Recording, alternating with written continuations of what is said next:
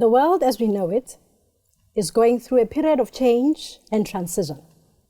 What was common, established structures, and what we accepted as common approaches to leadership are being challenged, and we're seeing new ways of doing things. The world as we know it, therefore, is in transition.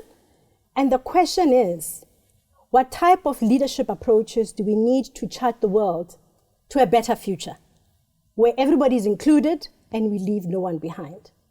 I am Alex Mathole, the Values 20 Sustainable Development Lead and CEO of Justings Advisory, and I am your host for this podcast. With me is Dr. Reuel Khoza, an iconic South African leader, a distinguished thought leader, a businessman, an Africanist, and a public intellectual. He is the president of the Institute of Directors for South Africa, having served also on a number of boards as chairpersons of very distinguished institutions in South Africa.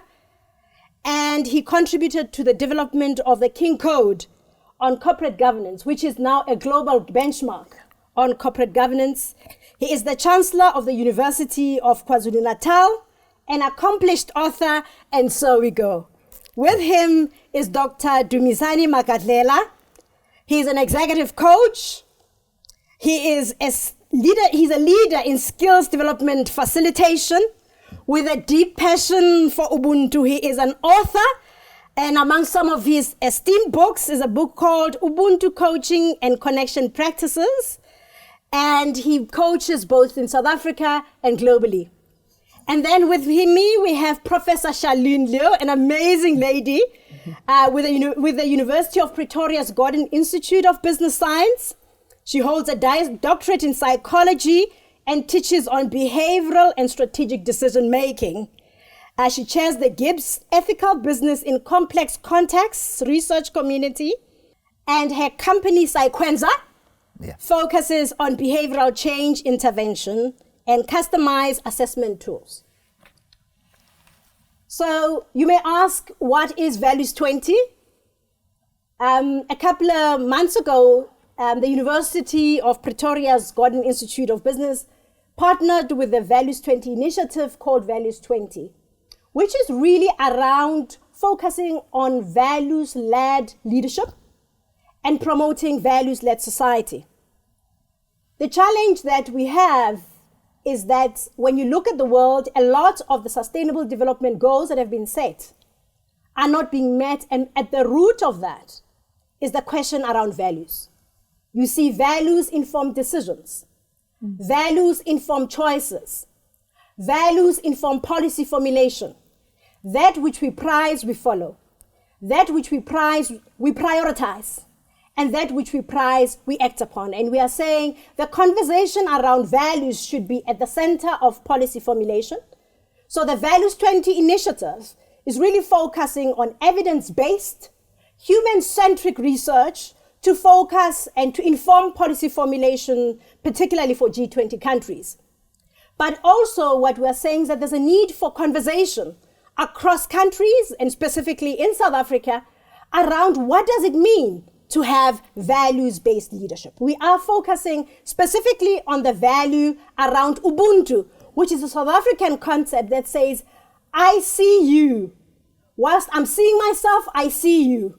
And so we are going to have these amazing thought leaders having a conversation around that. To kickstart our conversation, we're going to ask Professor Lew to just talk to us about morality in driving societal change. Over to you. Thank you so much, Alex. I was so inspired by your introduction and thinking about the importance of values in the decisions we make.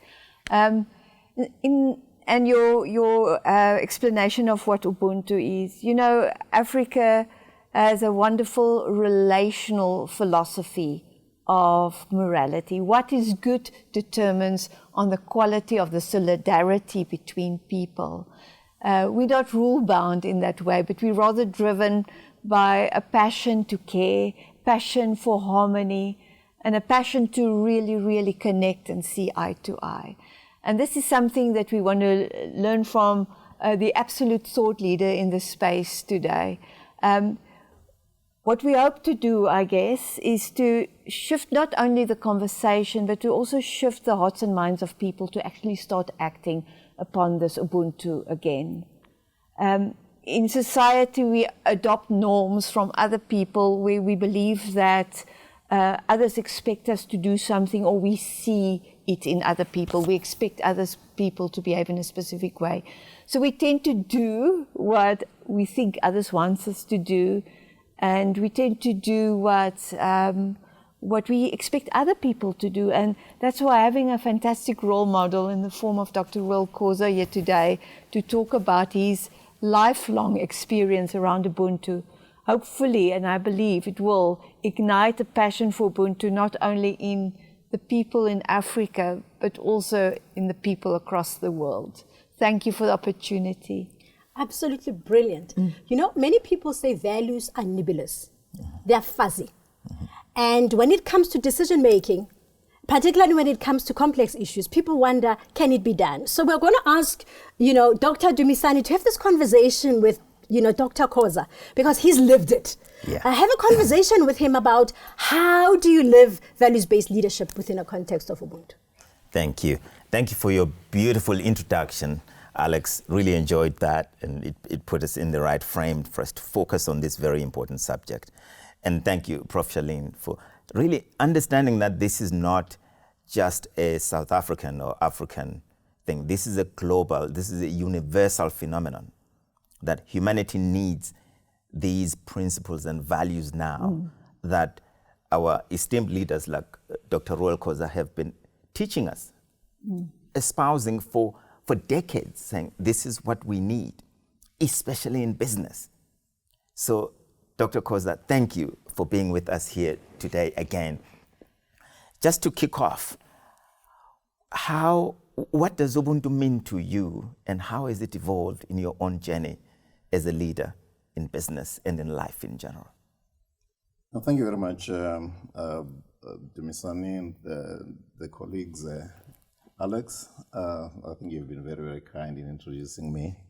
Charlene, you also kind of positively compounded the introduction by what you accentuated about my background and what I consider to be very, very important where humanity is concerned. And my sense of Ubuntu is that it is a worldview, a philosophy of life that is multidimensional. But it is actually predicated on respect for individuals and respect for groups, respect that is actually unconditional. It is predicated on a dictum that has come to define it fundamentally.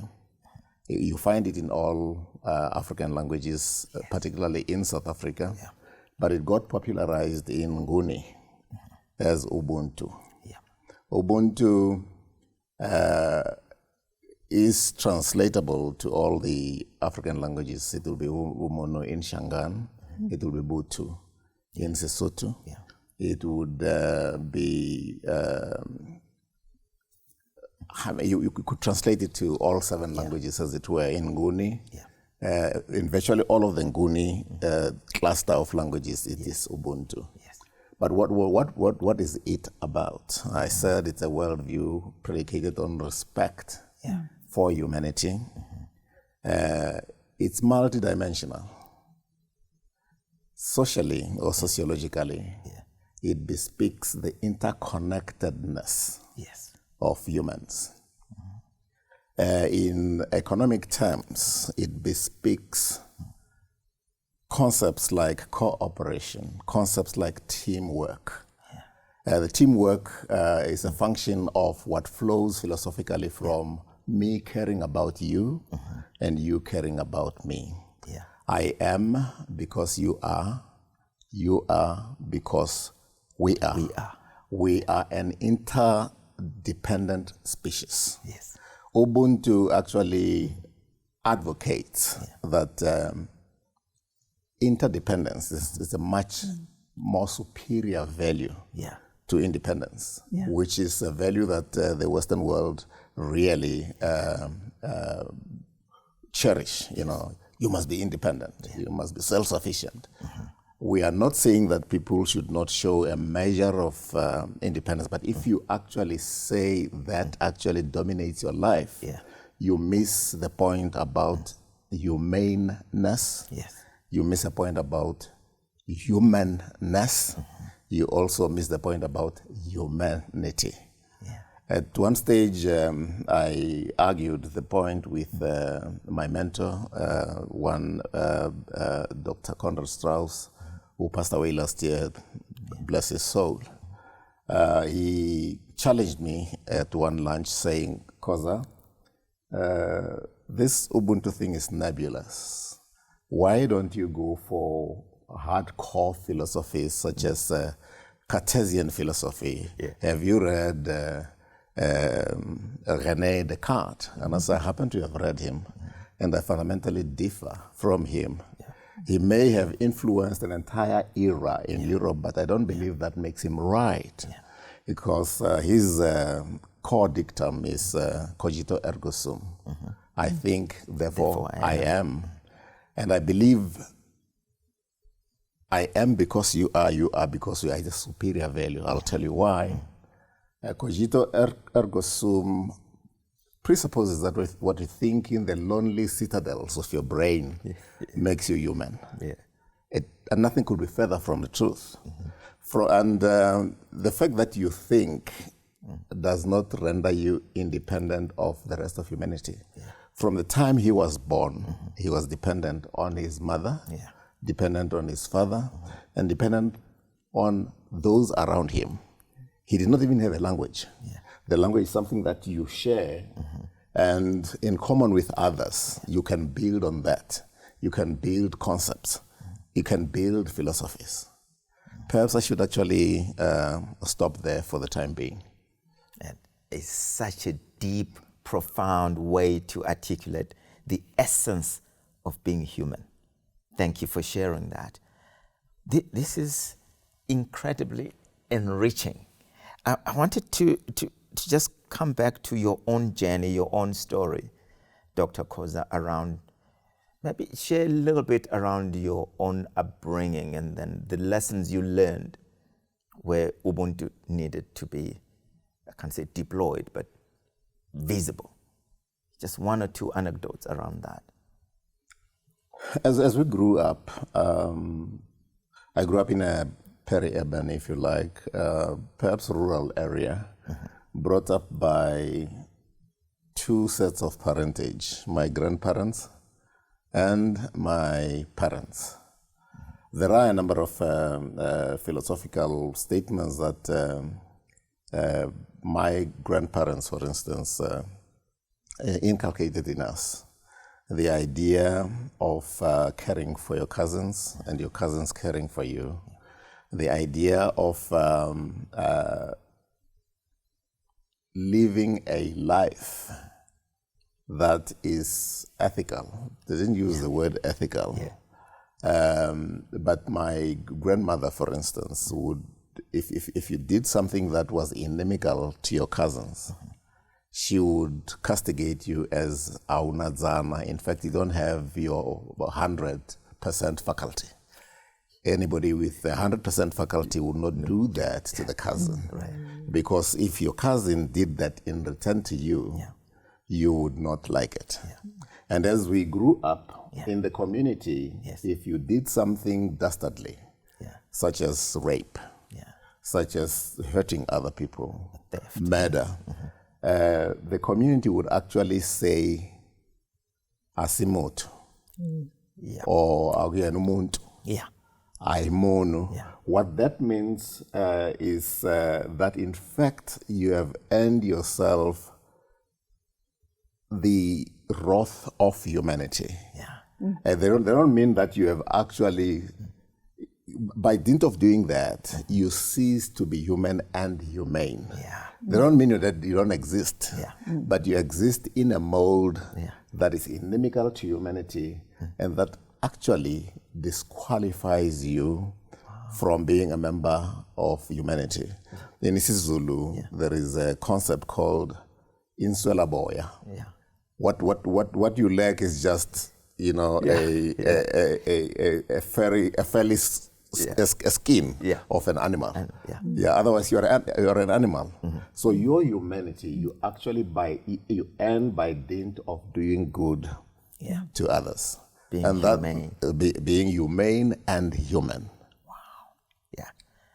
This is, thank you for the example. What the example gives us an idea of that we are vehicles for the connections that humanity needs, the spaces between us, nourished by that wisdom from the elders, wisdom from others to say we are connected. And that when we lose that connection, we become something else. So thank you for that. There's one more question here, and this is bringing it to the modern world where we are now, Dr. Khoza, to say the practices that embody Ubuntu in a world that's now technological, in business, in the boardrooms. How do you bring that to a leader that you described earlier? I think, therefore I am. I have a strategy and a vision and a balanced scorecard. That's what I need. There's my KPIs. I don't care about your feelings. You need to deliver on this. This is what I need. The boardrooms, you chair boards, chair organizations, and lead globally. What would be one or two lessons around the boardroom play that you would bring to the fore around that? Yes, I think perhaps I should go back to the mentorship that I received from Dr. Conrad Strauss. We used to debate quite a bit. One of the debates we had was about the philosophy of business.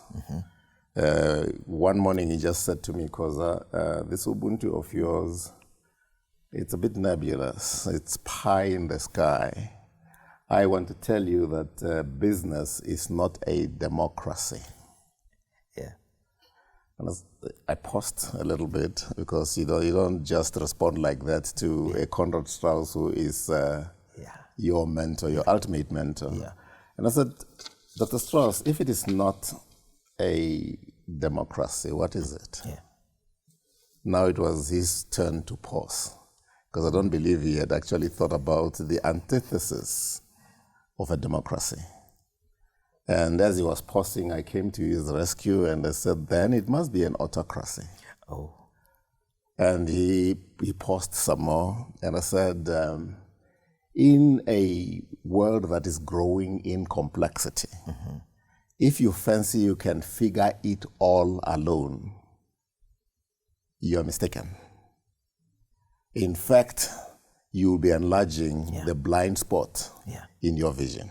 Yeah. If you think you can figure it out alone. I put it to you that as an individual, the world, as it becomes more and more complex, is not figure outable unless you work with others. It is the others who are going to reduce your blind spot. Wow. And that way your vision broadens. So I put it to you that business is more of a democracy than an autocracy. Yeah. But I believe you need to go a little further. I want to put it to you, Dr. Strauss, that business is more, business leadership and leadership in general is more of a tantalizing meritocracy. It's tantalizing in that you pursue it throughout your life because it's quite attractive. Yes. But meritocracy effectively says be prepared. Yeah. Have a sense of efficacy. Yeah. Have a sense of I can, but can do good for the greater good. Yeah. And where that is concerned, I believe even your board should actually be guided by the desire to do good for the greater good. Wow. Thank you, Doc. Thank This you. is brilliant. Thank you. Alex, over to you. Thank you so much. I mean, this is such a fascinating conversation. And what I take out of it, actually two profound thoughts. The first is that the development of values, and when you talk about values-led leadership, is not something that shows up in a company, but it starts further in. Dr. Khoza talked about the values that he was taught at home and the values that shape and have shaped his journey. And I think when we talk about values, probably for me, one of the first takeaway is to be able to go back to our communities, to go back to families, because that's where leaders are nurtured. That's where leaders are brought up. This is where fundamental values are being knit, to really go back and reflect around these values that have kept our societies for so long.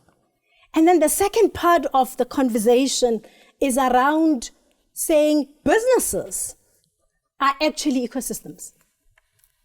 And Ubuntu says, because it is an ecosystem, I cannot see myself. The decisions cannot be my decisions.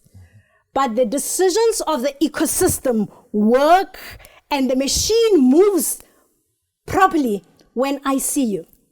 When your contributions, I see them as important. And what Dr. Khoza is doing for us is locating within decision-making Ubuntu and says it is actually a vehicle that says to us, this is how we collaborate. This is how we coordinate. This is how we cooperate. I am because you are. And so we close this session with those powerful words by Dr. Khoza to say Ubuntu is not a nebulous concept. Actually, we're putting out a challenge to both local and international businesses to embrace this concept, which I think in a world that's changing, challenges us to also open up to diverse views, diverse ways of thinking, because when you see diversely, our inputs are so much richer. So thank you for joining us for this podcast. We invite you to join us again for our follow-up podcast with Dr. Khoza. Thank you.